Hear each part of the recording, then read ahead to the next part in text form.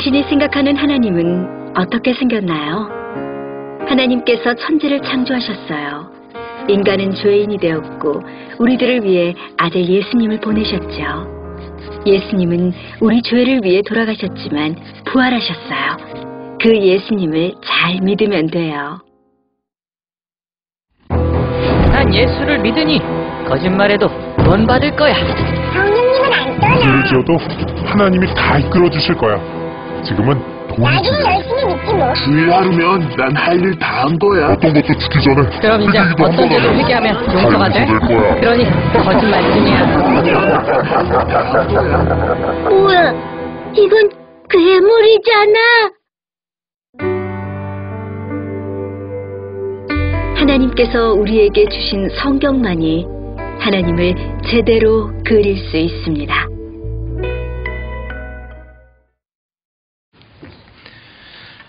어느 목사님께서 신학교 다닐 때 군대를 갔다가 훈련소에서 한 주간 동안 아주 모진 훈련을 첫 주간 마치고 이제 처음 영외에 지어져 있는 빨간 지붕에 군인교회에 가서 예배를 드리던 날 정말 주체할 수 없을 정도로 눈물을 흘리면서 감격스러운 예배를 드리셨답니다. 그런데 그 예배가 끝나고 이제 귀환을 했는데 25명이 그 소대에서 예배를 드리러 갔었는데 소대장이 연병장에서 집합을 시키더래요. 그랬더니 그 넓은 연병장에 한 서너 번을 선착순을 시키고 그리고는 총기 검사를 갑자기 하겠다고 하더랍니다. 그래서 꼭 예배 드린 사람만 딱딱 집어내면서 총기 분량으로 연병장에 데리고 나가서 얼마나 심한 얼차례를 주는지 다들 너무너무 마음이 힘들었다는 거죠. 예배 드리고 와서 그렇게 심하게 얼차례를 받고 그 다음 주일에 예배 드리러 가겠다는 사람 나오라고 하더랍니다. 10명이 나왔대요. 15명은 탈락하고 벌써 느낌이 있잖아요. 10명이 가서 예배를 드리고 왔는데 이번에는 관물대 검사를 하겠다고 다 앉혀놓고는 꼭 예배 드린 사람만 잡아내요. 그래서 그 추운 겨울에 팬티바람에 연병장에 또 불러내고는 또 너무너무 어려운 그런 얼차례를 주더랍니다. 세 번째 주일에 또 예배 드리러 갈 사람 나오라고 그러더랍니다. 5명이 나왔대. 꼭 반씩 줄어들었대요. 이번에는 예배 드리고 왔더니 작업을 시키는데 그 5명을 데리고 밤늦게까지 작업을 시키더랍니다. 그 4번째 주일에 또 예배 드리러 갈 사람 나오라. 2명이 나왔대요. 주위에 있는 동료들이 전부 다 정말 근심 어린 눈으로 잘 다녀와라 이런 분위기로 쳐다보는데 소대장이 그런 이야기를 하더랍니다. 이 2 사람은 이제부터 일요일에 교회에 가서 저녁 예배 드리고까지 교회에 있어도 된다. 그리고 이제 일과 끝나면 언제든지 교회에 가도 된다. 왜? 진짜 예수 믿는 사람이니까. 그때부터 정말 너무너무 편하게 신앙생활 참 군에서도 잘하면서 그 2 사람이 다 목사님이 되셨다는 거죠.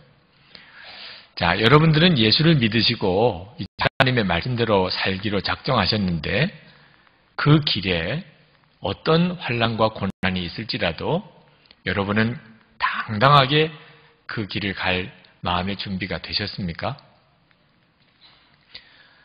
오늘 본문 말씀에 사도 바울이 예루살렘에 가서 성전에 들어갔다가 거기서 붙잡힙니다. 사도 바울이 하지도 않은 일을 했다고 이방인을 성전에 데리고 들어왔다고 하는 그런 어처구니 없는 누명을 쓰고 그리고는 죽도록 매를 맞습니다. 자, 이런 형편인 중에도 사도 바울은 조금도 마음에 두려워하거나 당황해하거나 또는 도망가려고 하거나 그렇게 하지를 않습니다. 상황은 지금 사람들이 자기를 죽이려고 하는 상황입니다. 왜냐하면 사도 바울이 뒤집어 쓴 죄목이 당시 유대교 법에 의하면 죽여도 되는 법이거든요. 28절에 헬라인을 데리고 성전에 들어가서 이 거룩한 곳을 더럽혔다. 성전 모독죄에 해당이 됩니다. 31절에 보면 그들이 그를 죽이려고 할 때 그런 분위기였어요. 자, 그런 분위기였는데 사도 바울은 오히려 전도를 하려고 합니다. 자기를 죽이려고 막 달려드는 사람들에게 어떻게 하면 내가 이런 기회 때 전도를 할 수 있을까? 이런 생각을 하고 있었어요. 그 천부장이, 로마 군대 천부장이 막 소요가 일어나고 사람을 이제 죽이려고 하는 일이 막 벌어진다는 그런 보고를 받고 군인들을 데리고 급히 현장에 옵니다. 왔더니 누가 막 두들겨 맞고 있는 거죠. 그래서 무슨 큰 죄를 지은 사람인 줄 알고 그 사람을 급히 이제 붙잡습니다. 사도 바울이 로마 군인들에게 체포되는 거죠.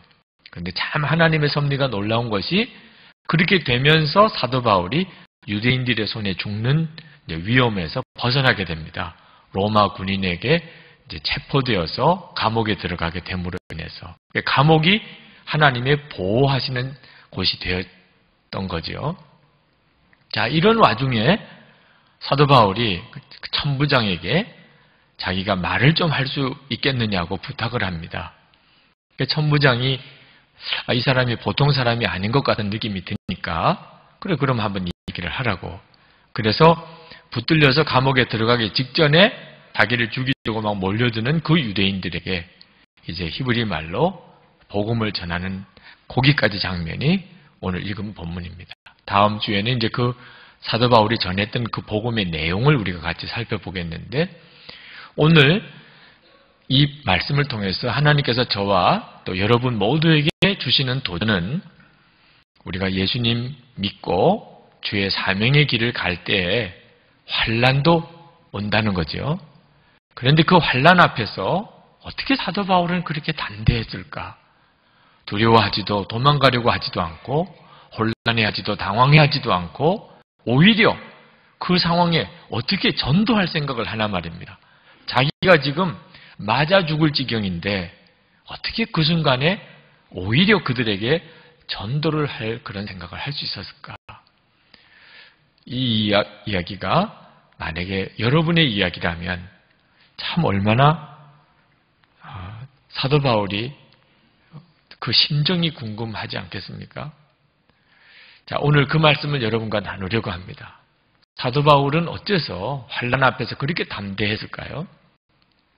첫 번째는 사도 바울이 이미 마음이 준비되었기 때문입니다. 사도 바울은 성령님께서 예루살렘에 가면 이렇게 결박을 당하고 환난을 당할 것이라는 말씀을 미리 주셨어요. 사도 바울에게도 주위에 있는 사람들에게도 다 주셨습니다. 그러므로 사도 바울은 마음 준비를 하고 있었습니다. 그래서 사람들이 자기를 붙잡고 죽이려고 때리려고 할 때 사도 바울의 마음에는 이런 일이 있을 거라고 했지. 이런 일이 있을 거라고 그랬잖아. 그러니까 사도 바울이 그 상황에 대해서 뭐 혼란스러워하거나 또는 도망가려고 하거나 하지 않고 그 상황 속에 하나님의 인도하심과 역사하심을 더 생각할 수 있었던 거죠. 자, 성도 여러분, 우리도 똑같습니다. 마음의 준비가 되어 있으면 그러면 예수 믿고 살아가는 동안에 환난이 오거나 어려움이 와도 우리가 사도 바울처럼 담대한 마음을 가지고 그 상황을 처리할 수 있고 하나님은 어떤 시험 중에도 항상 피할 길을 열어두시고 살 길을 주신다고 하셨으니 하나님이 인도하시는 길을 보게 됩니다. 문제는 우리 마음의 준비가 되어 있느냐 하는 거죠. 예수님께서 분명히 말씀하시기를 마태복음 5장 11절에 나로 말미암아 너희를 욕하고 박해하고 거짓으로 너희를 거슬러 모든 악한 말을 할 때에는 너희에게 복이 있나니. 여러분이 예수님 때문에 누구로부터 욕을 듣고 또 거짓말로 여러분이 증언을 받는다든지 또는 여러분이 박해를 받을 때 이런 일도 있을 거라고 그랬지. 이상하게 생각할 게 아니라 그 말입니다. 왜 이런 일이 생길까 할 게 아니죠. 벌써 그럴이라고 말씀하셨잖아요. 그리고 그것이 복이 있다고 말씀하셨잖아요. 디모데후서 3장 12절에 무릇 그리스도 예수 안에서 경건하게 살고자 하는 자는 박해를 받으리라. 그렇게 말씀하셨습니다. 그러니까 여러분이 가정에서든지 직장에서든지 정말 예수 그리스도 안에서 경건하게 살려고 결단하는 순간부터 여러분에게 박해가 있을 거다. 아, 그랬지. 이상할 게 하나도 없잖아요. 그렇게 말씀하셨지. 라고 여러분이 마음에 붙잡으면 그러면 그 상황이 여러분에게 전혀 다르게 보인다 그 말입니다. 두려움도 아니고 혼란도 아니고 또 도망가고 싶은 것도 아니고 이때 하나님이 어떻게 하기를 원하실까 이렇게 생각을 하게 된다는 거죠. 마음 준비를 하라는 겁니다. 여러분의 마음에. 성경에 보면 하나님께서 우리에게 주시는 명령 중에 가장 많은 횟수로 말씀하신 명령이 뭔지 아십니까? 사랑하라는 거겠죠. 아닙니다. 사랑하라는 말씀이 하나님이 우리에게 주시는 가장 중요한 명령이지만 가장 많이 말씀하시지는 않았어요. 교만하지 말고 겸손하라. 그것도 중요하지만 아니고 온전한 삶을 살아라. 그것도 아닙니다. 성경을 읽어보면 가장 하나님이 많이 우리에게 말씀하신 명령이 두려워하지 말라는 겁니다. 오길비라는 성경학자는 세어봤어요. 성경에 도대체 몇 번이나 두려워하지 말라는 말씀이 나오나 366번 나옵니다.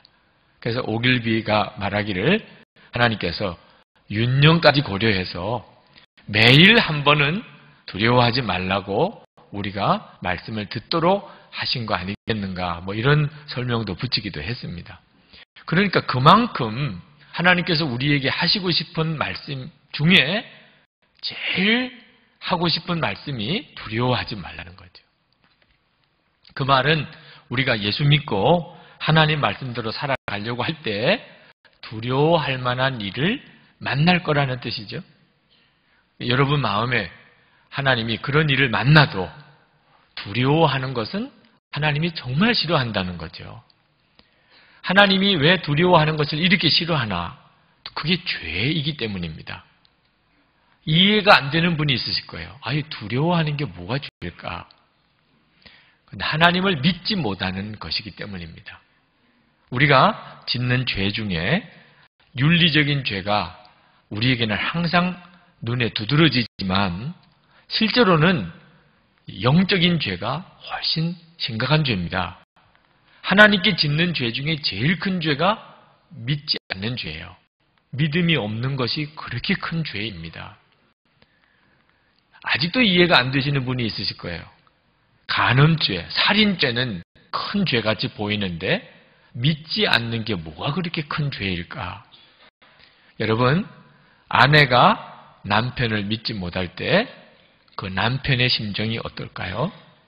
남편이 아내를 믿지 못할 때 그때 아내의 심정은 어떨까요? 여러분, 누가 여러분을 믿지 않을 때 그때 여러분은 어떤 마음이세요? 믿지 않는 것이 얼마나 큰 죄인가는 실제로 겪어보면 알아요. 하물며 하나님께 말입니다. 우리가 하나님을 믿지 않아요. 그것이 천지를 지으신 하나님께는 얼마나 큰 죄인가. 깨닫지 못하니까 믿음이 없는 것이 얼마나 큰 죄인가를 모르는 거죠. 우리들끼리도 누가 여러분을 믿지 않으면 얼마나 불쾌하고 또 그것 때문에 얼마나 마음에 상처가 되겠습니까? 하나님을 믿지 않는 대표적인 현상이 두려움입니다. 하나님을 안 믿는다는 뜻이거든요. 그래서 하나님께서 우리에게 그렇게 두려워하지 말라고 한 겁니다. 어려운 일이 생기겠지만 어떤 환란이 닥칠 때도 있겠지만 그러나 두려워하지 말라. 마음의 준비를 하라는 거죠. 그런 일이 있을 것이다. 마음 준비하고 살아야 합니다. 제가 부흥회 갈 때마다 하나님의 살아계심, 예수님이 우리 마음에 오신 것, 나는 죽고 예수로 사는 이 놀라운 십자가의 복음을 말씀을 전하고 그리고 이제 영원한 하나님의 나라가 이미 예수님과 함께 우리 가운데 임했고, 그리고 이제 예수님이 재림에 오시면서 온 세상에 하나님의 나라가 완전히 임하게 될 것에 대해서 설교하고, 그리고 묻습니다. 여러분, 이제 하나님에게 완전히 순종할 수 있겠습니까? 하나님께서 여러분에게 어떤 명령을 하시든지 여러분은 하나님께 완전히 순종할 수 있겠습니까? 이렇게 질문하면 그렇게 설교를 드렸고, 우리와 함께 계시는 예수님에 대해서, 나 죽고 예수로 사는 십자가 복음에 대해서, 하나님의 살아계심, 그리고 하나님의 사랑, 그리고 하나님의 나라에 대해서 그렇게 설교를 드렸는데도 아멘 하시는 분이 너무너무 적은 거 있죠. 아무도 안 하겠다는 일, 하나님 저에게 맡겨주세요. 아무도 안 가겠다고 하는 곳, 하나님 제가 가겠습니다. 그렇게 할 수 있겠습니까? 라고 질문했을 때 대답하는 사람이 아무도 없었어요. 마음 준비가 안 돼 있는 거죠.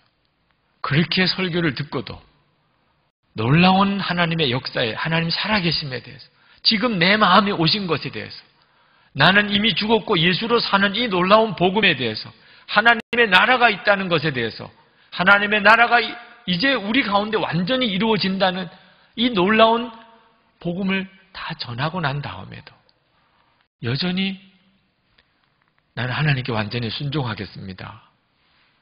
다 안 하겠다면 하나님 나 있잖아요.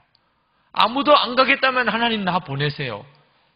그게 안 된다면 그럼 뭐가 문제지요? 말씀을 듣기만 하지 여전히 그 말씀을 붙잡지 않고 있다는 뜻이지요. 여러분, 오늘 이렇게 예배 드리는 중에 하나님께서 여러분을 천국으로 불러가신다면 준비되셨습니까? 괜찮습니까? 천국이 있다는 것을, 천국이 그렇게 좋다는 것을 정말 믿는다고 하면서도 지금 주님이 나를 데려간다면, 그러면 혼란스러워하고 당황스러워하면 그건 뭘 말하는 거죠? 여러분, 성경 맨 마지막의 말씀이 주 예수여 어서 오시옵소서, 그렇게 성경은 끝납니다. 여러분은 그 말씀에 이어서 계속해서 날마다 주 예수여 어서 오시옵소서 그렇게 기도하고 사십니까?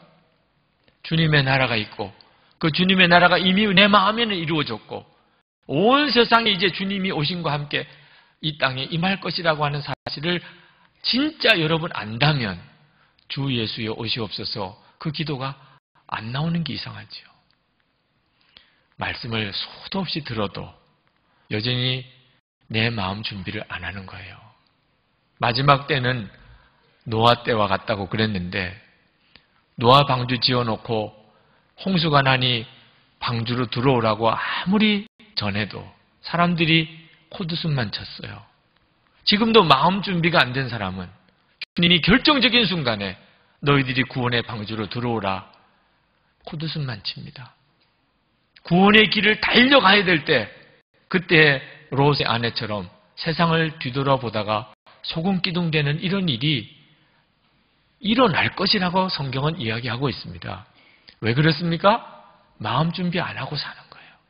말씀을 듣기만 하지 실제로는 마음 준비를 안 하고 사는 거예요. 얼마 전에 정년 은퇴하시는 이상선이라는 초등학교 교장 선생님에 대해서 들었습니다.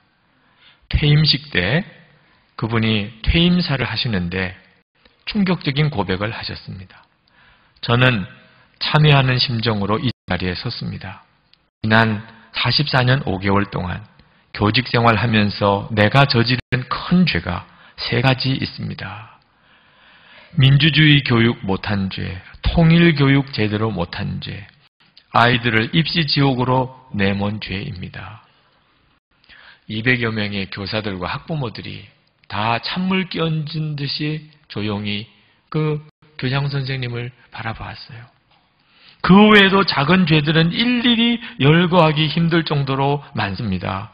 학급 규칙을 일방적으로 정한 거, 용의 검사에서 더럽다고 아이 기죽인 거, 운동장에서 조회하면서 아이들 줄 세운 거, 각종 부정선거에 참여한 거, 유신헌법을 찬양한 교과서로 교육한 거, 웅변으로 글짓기로 북한을 덕으로만 가르친 거, 1등과 꼴찌를 발표한 거, 말을 맺지 못했어요. 울먹이면서.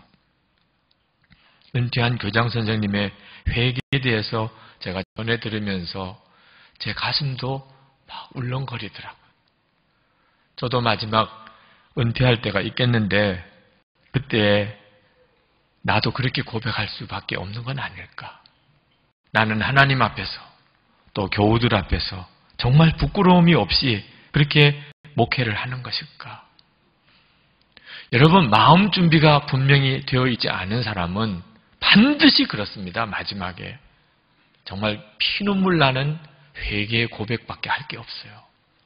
사는 길, 축복의 길, 생명의 길은 알고도 안 간 거예요. 몰라서 안 간 게 아니고 망하는 길, 정말 철저히 후회하는 그 길로 가는 거예요. 왜? 진리를 결론 삼지 않고 살았기 때문에. 그러니까 매 순간마다 갈등인 겁니다. 매 순간마다. 힘들고 고생스럽다고 저주 아닙니다.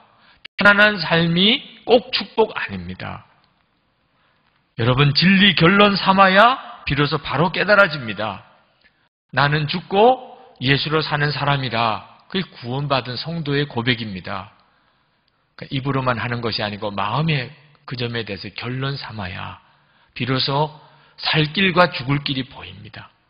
하나님이 복 주시는 길과 하나님이 떠난 길이 보입니다. 좁은 문으로 들어가라. 주님 분명히 말씀하셨습니다. 눈으로 보기에 크고 좋은 길, 평탄한 길, 여기에 현혹되면 안 된단 말입니다. 사망의 음침한 골짜기로 다닐지라도 선한 목자이신 예수님이 이끄시는 길도 사망의 음침한 골짜기일 수 있다는 거죠.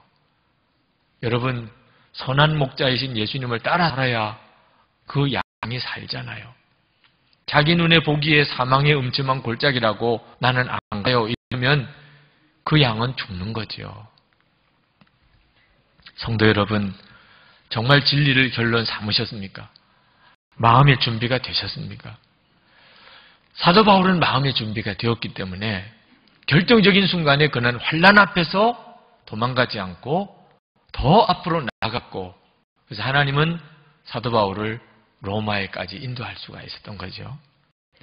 그러나 사도 바울이 꼭 마음의 준비만 되었다고 그가 환난 앞에서 담대할 수 있었던 것은 아닙니다. 마음의 준비도 되었지만 그것만 가지고는 환난을 담대하게 이길 사람은 없습니다. 그 순간에, 결정적인 순간에 사도 바울이 예수님을 바라본 거예요. 예수님이 나와 함께 계심을 사도 바울이 바라본 겁니다. 사도 바울은 한평생 늘 살아계신 예수님 함께 계시는 것을 바라보고 살았던 사람입니다. 사도 바울의 고백 중에 몇 구절만 같이 한번 읽어보겠습니다. 고린도전서 15장 57절 말씀. 우리 주 예수 그리스도로 말미암아 우리에게 승리를 주시는 하나님께 감사하노니. 이게 사도 바울의 고백입니다. 주 예수 그리스도로 말미암아 하나님이 우리에게 승리를 주셨다는, 예수님이 사도 바울로 하여금 환난 앞에, 시험 앞에 이기게 하셨다는 거죠. 고린도후서 13장 5절 말씀 읽습니다. 너희는 믿음 안에 있는가? 너희 자신을 시험하고 너희 자신을 확증하라. 예수 그리스도께서 너희 안에 계신 줄을 너희가 스스로 알지 못하느냐. 사도 바울은 항상 그것을 알았어요. 예수님이 자기 안에 계신 것을 항상 알았어요. 빌립보서 1장 8절을 같이 읽습니다. 내가 예수 그리스도의 심장으로 너희 무리를 얼마나 사모하는지 하나님이 내 증인이시니라. 사도 바울은 심장이 예수님의 심장이었다는 거예요. 자기 심장이. 그 정도로 사도 바울은 예수님을 자기 안에 계신 주님, 자기와 함께 하시는 예수님으로 늘 그렇게 바라보았던 사람입니다. 그러므로 사도 바울이 환난 앞에서도 담대할 수 있었던 거죠. 이 길이 주님이 가라고 하는 길이라면 그는 문제될 것이 없었단 말입니다. 요한복음 16장 33절에 이것을 너에게 이르는 것은 너희로 내 안에서 평안을 누리게 하려 함이라. 세상에서는 너희가 환난을 당하나 담대하라. 내가 세상을 이기었노라. 우리가 세상에 환난을 당해도 담대할 수 있는 유일한 열쇠는 예수님 안에 거하는 것 때문입니다. 만약에 예수를 믿는다고 하지만 예수님 안에 거하는 것도 모르고 예수님이 그 마음에 계신 것도 모르는 사람은 그는 결코 어떤 상황에서도 편안한 마음 절대 누릴 수가 없는 거죠. 여러분, 예수님 안에 거하는 자여야 합니다. 예수님을 정말 바라보는 눈이 뜨인 자여야 합니다. 어느 집사님께서 남편을 교회로 인도를 하셨는데 같이 식사를 하는 시간이 있었습니다. 그 부인되는 집사님은 이제 남편이 목사와 같이 식사도 하면서 신앙생활을 좀 더 잘하게 하고 싶은 그런 동기도 있으셨던 것 같아요. 그래서 그 남자분의 말씀을 주로 많이 듣는 시간을 가졌습니다. 그 남자 성도님이 교회를 나오면서 좋은 점이 많더라는 거예요. 좋은 말씀도 듣고 그러다 보니까 참 유익도 많은데 한 가지 불편한 것이 있다는 거죠. 바쁜 일이 있거나 집안에 무슨 일이 있어서 주일에 빠지게 되면 어떻게 자기가 주일 빠졌는지 그렇게 전도사님, 목사님들이 아는지 모르겠다는 거예요. 꼭 바로 그 다음날 전화가 온다는 거예요. 이번 주일 빠지셨더군요. 바쁜 일이 있었던 모양이에요. 주일 빠지시면 안 됩니다. 그게 그렇게 부담스럽더래. 아직 교회에서 자기를 감시하고 있는 모양이래. 주일에 왔는지 안 왔는지. 그게 그렇게 부담스러워. 그게 하나 부담스럽다고 하면서 아내를 탓하더라고. 아내가 자기보다 교회를 먼저 나가서 신앙은 좀 좋은지 모르겠는데 너무 고지식해서 탈이라는 거예요. 아내가 교회에서 장로님이나 전도사님이나 오늘 남편이 안 보이시는군요 하면 아까 왔다 갔어요.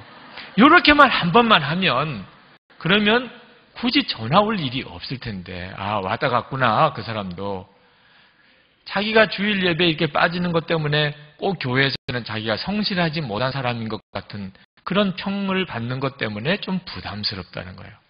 아내가 조금만 융통성만 있어도 별 문제가 없을 텐데 그러시더라고요. 제가 그 이야기를 들으면서 무슨 화가 나거나 그러질 않고 그냥 너무 감사하더라고요. 그런 수준이시니까 아직은 진짜 그런 수준의 새 가족이시니까. 그죠? 예수님을 바라보는 건 아직 그분에게 있어서는 전혀 이해가 안 되는 말이고 그저 사람의 눈 의식하는 정도밖에 아닌 그런 진짜 초신자시니까.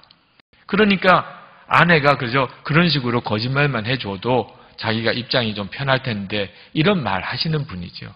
그래도 교회를 나오시는 것이 참 감사한 일이죠. 근데 여러분, 이제는 예수님 내 안에 계신 것을 안 그런 성도도 여전히 이런 수준에만 머무르면 그건 문제가 있는 거죠. 예수님이 정말 내 안에 계시다. 그걸 진짜 알면서도 이제는 그걸 믿으면서도 여전히 집에서는 부부싸움하고 교회에서는 안 한 것처럼 하고 이게 말이 됩니까? 은밀한 죄, 아직도 해결이 안 되는 것, 이게 말이 되나요? 사람의 눈만 피하면, 그러면 아무도 안 보는 정도의 그런 수준의 믿음밖에 아니면 어떻게 그분이 신앙생활을 제대로 하고 환난 앞에서 담대할 수 있겠나 말입니다. 예수님을 바라보는 수준이 그 정도밖에 안 되면 베드로전서 5장 7절 말씀에 염려를 주께 맡겨버리라. 그렇게 말씀하셨는데 염려를 주께 맡겨버리는 일이 도무지 안 된다는 분이 계십니다. 이유는 하나예요. 아직도 예수님을 그냥 머리로 들어서 아는 정도의 믿음을 가지고 있기 때문에 예수님을 머리로 들어서 아는 믿음 가지고는 염려가 안 맡겨집니다. 그러나 예수님을 정말 바라보는 눈이 뜨이고 나면 염려를 맡기라 말라 할 것도 없어요. 그냥 맡겨지니까 여러분, 손에 돈을 쥐고 있으면 그 돈에 해당되는 염려, 일부러 맡기려고 애쓸 필요가 있습니까? 손에 돈 쥐고 있으면 그냥 염려는 맡겨져 버리는 거예요. 왜? 내가 돈을 믿으니까. 돈의 힘을 믿으니까. 예수님을 정말 바라보는 눈이 뜨이면 염려하라 말라 할 게 없다니까요. 하나님이 언제나 야곱과 함께 하셨어요. 그렇지만 야곱은 그는 두려움의 문제를 해결하지 못했습니다. 그가 베델 들판에서 혼자 잠을 잘 때 그는 너무너무 두렵고 외로웠어요. 하나님께서 야곱의 눈을 열어서 그 베델 들판에 누워있는 야곱과 함께 하나님이 계신 것을 환상 중에 보여주셨습니다. 그리고 야곱은 일어나서 제단 쌓고 너무너무 놀랐어요. 하나님이 이렇게 나와 함께 계신 걸 몰랐다고. 모세가 죽은 다음에 여호수아는 너무너무 두려웠어요. 자기가 모세의 후임자로서는 너무 자격이 없는 거예요. 모세는 거인이고 자기는 어린아이 같아요. 모세를 통해서 수없는 하나님의 기적을 보았지만 막상 여호수아가 자기가 모세가 죽고 난 다음에 후임자가 되려고 하니 두렵기 짝이 없었어요. 그때 하나님께서 여호수아에게 찾아오셨습니다. 그리고 말씀하셨어요. 내가 모세와 함께 있는 것처럼 너와 함께 있을 것임이라. 내가 너를 떠나지 아니하며 버리지 아니하리니. 그 말씀을 듣는 순간에 여호수아의 가슴이 감동으로 넘쳐났어요. 두려움이 다 사라졌어요. 하나님을 만나는 것이 열쇠인 것입니다. 우리가 아무리 성경을 많이 알아도 또 아무리 어려서부터 교회 생활을 많이 했었어도 아무리 내 눈에 기적이 일어나는 것을 여러 번 보았어도 살아계신 주님을 만나는 눈이 뜨이지 않으면 내 삶의 조그만 어려움 앞에서 두려움, 염려 해결이 안 되는 겁니다. 이사야가 우시야 왕이 죽었을 때 그는 제사장이었어요. 그는 성전에 들어가서 하나님께 나라와 민족의 어려운 형편 때문에 두려운 마음을 가지고 기도했어요. 그때 하나님께서 우시야의 눈을 열어서 하나님의 보좌를 보여주셨습니다. 그리고 이사야가 완전히 바뀐 거예요. 하나님께서 순교의 사명을 누구에게 도대체 맡겨 보낼고 이사야가 나를 보내소서 하나님을 보고 나면 만나고 나면 두려운 일이 없어지는 거예요. 베드로가 배전에서 바다 위를 뛰어내렸습니다. 세상에 바다 위로 뛰어내릴 사람이 누가 있습니까? 바다 위를 걸어오는 예수님을 바라볼 때 베드로 마음에 바다 위를 자기도 걸을 수 있으리라는 믿음이 생겼기 때문이죠. 스데반이 잔뜩 화가 난 사람들이 돌을 던져 자기를 죽이려고 할 때 돌에 맞아 죽으면서도 그가 눈이 열려서 하나님의 보좌가 보이고 예수님이 두 팔 벌려서 일어나 자기를 맞이하는 것을 보고 그는 모든 두려움이 다 사라졌어요. 그리고 죽는 것도 두렵지 않았어요. 자기에게 돌 던지는 자를 위해 기도하고 죽었습니다. 그 사도 바울이 거기에서 충격을 받았을 거라고 다 그렇게 해석하고 있잖아요. 성도 여러분, 2010년 이제는 이전 어느 때보다도 여러분을 향한 하나님의 계획이 크고 놀랍습니다. 이건 너무나 분명한 사실입니다. 하나님은 정말 살아계시고 하나님은 역사를 주관하고 계시기 때문에 여러분 한 사람 한 사람에게 또 우리 교회에 이 민족에게 하나님이 세우신 계획은 이전에 우리가 경험하던 것과 비교가 되지 않습니다. 이것은 정말 우리가 믿음으로 얼마든지 붙들어도 됩니다. 그러나 여러분 이전에 내 삶보다 이제부터 하나님의 계획이 크다는 이야기는 한편 우리를 두렵기도 합니다. 왜냐하면 우리에게 더 큰 믿음을 요구하시기 때문에 우리에게 더 큰 순종을 요구하시기 때문입니다. 예전과 같이 살아서는 하나님의 놀라운 그 계획을 살아낼 수가 없는 것입니다. 그럴 때 여러분의 마음에 사람이 두려울 수가 있습니다. 여러분에게 재정적인 문제에 대한 염려가 올 수가 있습니다. 여러분의 눈앞에 산이 가로막힌 것 같은 답답함이 올 수가 있습니다. 이제 여러분이 선택을 하셔야 돼요.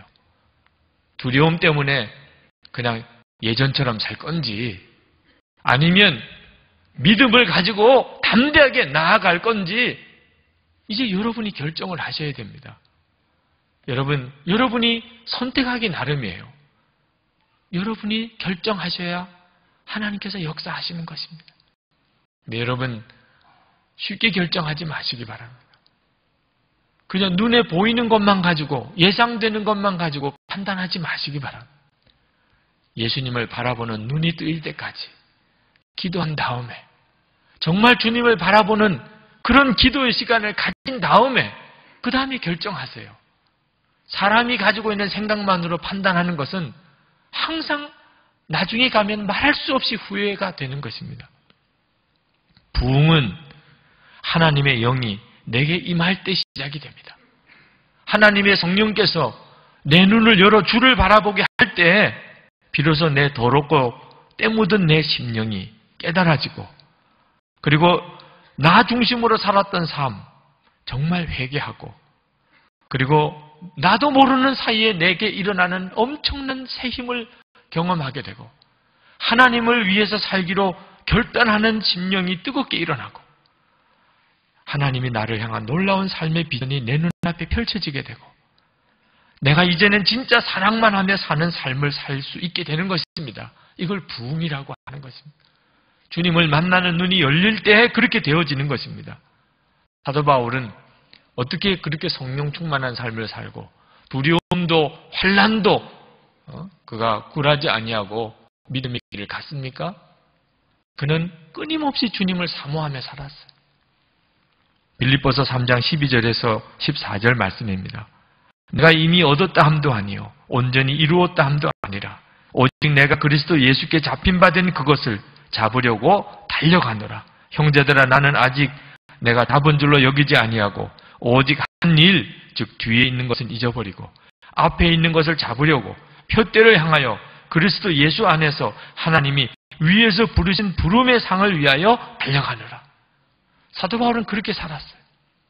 오늘 우리가 사도 바울이 살았던 것을 흉내만 내도 말입니다. 내가 이제는 옛날처럼 살았던 것은 여기서 끝났고, 이제 내가 하나님이 나를 향한 놀라운 더 큰 계획의 삶을 내가 살아야 되겠다.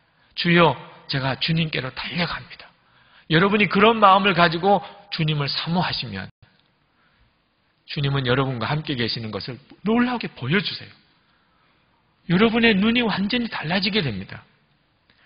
19세기에 중국에 가서 사역하셨던 독일인 엘리자베트 자일러 선교사님, 그분이 소녀 시절에 그가 놀라운 체험을 통해서 하나님을 만납니다. 그때 하나님께서 이 엘리자베트 자일러에게 중국으로 선교사로 가라고 하는 말씀을 주세요. 이 어린 소녀가 아버지에게 이야기를 못합니다. 아버지는 믿음이 없는 사람이에요. 자기 중국 선교사로 간다 그러면 그때 당시에 아버지가 도무지 허락할 수 있는 형편이 아니었습니다. 나이가 차서 성인이 되고, 그리고는 그때 아버지에게 이야기합니다. 제가 중국 선교사로 하나님이 나를 부르셔서 중국으로 가려고 합니다. 놀랍게도 그 아버지가 순순히 허락을 해줘요. 너가 이미 어른이 되었으니 내 인생은 내가 결정하는 거지. 기쁜 마음으로 선교회에다가 편지를 보냅니다. 내가 선교사가 되기를 원합니다. 나를 선교사로 받아주십시오. 선교회에서 면담을 하라고 오라고 그랬어요. 면담하러 가는 날짜에, 그런데 몸에 크게 병이 들었습니다. 알아 누웠어요. 열병이 너무너무 심합니다. 걸어가기도 힘들 정도에. 그런데 그 면담 날짜를 지키지 못하면 선교사로 갈 수가 없습니다. 가방을 꾸려들고 선교회 사무실에 있는 도시까지 기차를 타고 갑니다. 선교회 사무실에 도착을 해보니까 그 선교회 스태프들이 깜짝 놀랐어요. 중환자예요. 선교사로 가기는커녕 여기서도 살기가 어려운 사람 같아 보여요. 그러나 박절하게 당신은 건강 때문에 안 됩니다라고 말하기는 차마 입이 안 열려서 먼 길을 왔던 사람이라. 내일, 오늘은 좀 쉬었다가 내일 다시 면담을 합시다. 그래서 이제 그 선교회 사무실 다락방에서 하루를 쉬게 해 주었습니다. 다락방으로 가방을 들고 안내하시는 분을 따라 올라가면서 엘리자벳 자일러 양이 하나님께 기도합니다. 그건 기차를 타고 올 때부터 그랬어요. 하나님 진짜 나를 당신의 종으로 부르셨다면 하나님께서 나와 함께 계신 것을 좀 알게 해주세요. 나는 지금 도무지 이해할 수가 없습니다. 나를 중국 선교사로 부르시고 이제 선교사 면접을 해야 되는데 도무지 내 상태는 선교사가 될 수가 없습니다. 하나님 정말 나를 부르신 거 맞다면 나와 함께 계시다는 거 하나만이라도 저희 알게 해주세요. 그렇게 기도하고 다락방에 올라갔어요. 문을 열어주었습니다. 여기서 잠깐 쉬시고 내일 면담을 합시다. 다락방 안에 들어갔습니다. 침대가 있고 창문이 하나 있고 창문 위에 액자가 걸려 있었어요. 액자에 나와 함께 가자. 그렇게 쓰여져 있었어요. 그 액자를 보는 순간에 이 엘리자벳 자일러 양이 전율할 만한 하나님의 응답을 받습니다. 이보다 더 정확한 응답이 어디 있겠어요? 나와 함께 가자. 그리고 몸의 열병이 다 떠났어요. 깨끗함을 받았어요. 성도 여러분, 여러분의 마음에 정말 예수님에 대한 갈망이 있습니까? 주님, 제가 주님을 만나기 원합니다. 사도 바울처럼 저도 주님을 온전히 주목하며 그렇게 살기 원합니다. 제가 꼭 가야 되는 길, 진짜 살 길, 정말 축복의 길, 하나님이 나를 인도하시는 그 길을 갈 용기를 주십시오. 오늘 이 시간에 기도하십시다. 하나님, 정말 주님이 말씀하신 그 길, 그게 좁은 길이라도, 주님, 비록 그 길에 환난이 있다 하더라도, 핍박을 받는다 하더라도, 그 길이 살 길이라면 그 길을 갈 용기를 주십시오. 주님, 제 눈을 열어 주를 보게 해 주옵소서. 다 같이 통성으로 기도하겠습니다. 할렐루야. 하나님, 크고 놀라우신 하나님의 은혜를 감사합니다. 주 예수님, 저희와 함께 계신 주님, 주님을 찬양합니다. 주 예수님, 저희와 함께 계신 주님을 찬양합니다. 성령님으로 저희 가운데 오신 주님을 찬양합니다. 놀라우신 아버지, 긍휼과 은혜를 더하시는 주여, 역사하소서. 은혜를 더하여 주소서. 오늘도 사랑하는 성도들을 하나님 능하신 손에 붙들어 주소서. 주 예수님 말씀과 함께 성령의 놀라우신 역사, 성령의 놀라운 기름 부음을 주옵소서. 아버지 하나님, 세상을 이길 담대한 마음, 성령의 놀라우신 역사, 오늘도 하나님 사랑하는 성도들에게 주옵소서. 마음에 하나님 모든 두려움, 염려, 주여 예수님 이 시간에 다 떠나가게 하여 주옵소서. 주님을 바라보며 나아갈 모든 성도들에게 역사하소서. 마음의 준비를 하고 주님 앞에 나아갑니다. 환난도 있으리라, 고난도 있으리라. 주님 당연히 믿고 갑니다. 하나님, 두려워하지 않겠습니다. 주님께서 함께 하시면, 주님 인도하시면 그 길을 갑니다. 아버지 하나님, 나의 도우신 주여, 오늘도 주님 앞에 나와 예배하는 모든 성도들을 주님의 손에 다시 한번 부탁드립니다. 주의 성령님 말씀과 함께 우리 가운데 임하여 주옵소서. 이미 예수님 우리 심령 속에 우아 계신 것을 믿습니다. 우리 눈을 열어 주를 더욱 바라보게 해 주옵소서. 환난도 있으리라, 핍박도 있으리라 말씀하신 것을 압니다. 주의 이름으로 핍박당할 때가 복이 있다고까지 말씀하신 것도 주님 오늘 시간 결론 삼습니다. 주님 바라보는 눈 뜨고 사는 길, 정말 되는 길, 주님이 역사하시는 그 길, 기적의 길, 간증의 길, 그 길 가게 해 주옵소서. 하나님, 온 성도들의 마음에 담대함 주소서. 사람 무서워하지 않고, 재정 염려하지 않고, 앞에 산이 가로막혀 있다 할지라도 우리가 바라보는 것은 주님이십니다. 주 예수님 역사해 주소서.